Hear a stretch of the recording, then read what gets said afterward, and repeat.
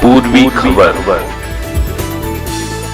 पश्चिम बंगाल के श्रम और कानून मंत्री मलय घटक आज आसनसोल के ISI हॉस्पिटल पहुंचे, जहां उन्होंने अस्पताल के सुप्रीडेंट और अन्य डॉक्टर अधिकारियों से मुलाकात की।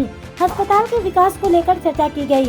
इस मौके पर हॉस्पिटल की तरफ से कुछ लोगों ने हेयरिंग एड प्रदान किया, जिससे सुनने में तकलीफ होती है, उन लोगों को हेयरिंग एड प्रदान किया गया।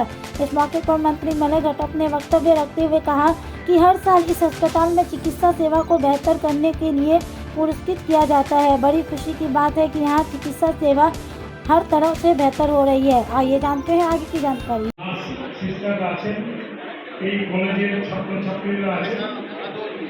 এছাড়াও আজকে যারা শ্রবণযন্ত্র তাদেরকে দেওয়া হলো তারা এবং তার পরিবারের লোকজন এবং এখানে যারা কর্মচারীরা আছেন সবাইকে আমি ধন্যবাদ জানিয়ে আমি ছোট্ট ভাবে বলতে চাই, এখানে আমাদের কাউন্সিলর শ্রাবণী মণ্ডল প্রোগ্রামকে খুব বড় বা বিরাট প্রোগ্রাম এটা নয়। শ্রবণযন্ত্র যারা কানে শুনতে পান, কম শুনতে পান, তাদের যারা মেডিকেলি ডিটেক্টেড হয়েছে তাদেরকে ইএসআই তরফ থেকে আজকে দেওয়া হচ্ছে। কিন্তু এই ইএসআই যে পরিষেবা আপনারা তো অনেকেই জানেন না যে ভারতবর্ষের সব রাজ্যে ইএসআই হসপিটাল আছে এবং গত এই 13 বা 14 বছর 2011 পরে মাননীয় মুখ্যমন্ত্রী মমতা বন্দ্যোপাধ্যায় এই রাজ্যের দায়িত্ব নেওয়ার পরে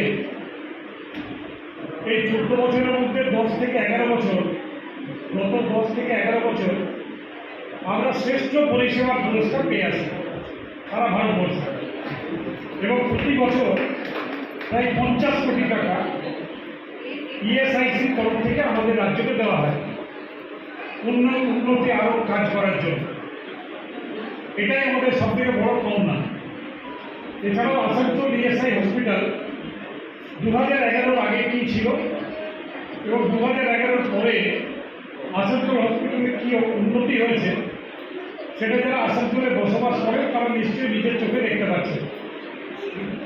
এখানে এমন একটা ছোট্ট হসপিটাল ছিল যে এখানে কোনো রুগী আসতে চাইত না, সেখানে আজকে সিটি স্ক্যান থেকে শুরু করে সমস্ত উন্নত যন্ত্র এই হসপিটালে কিন্তু এসেছে।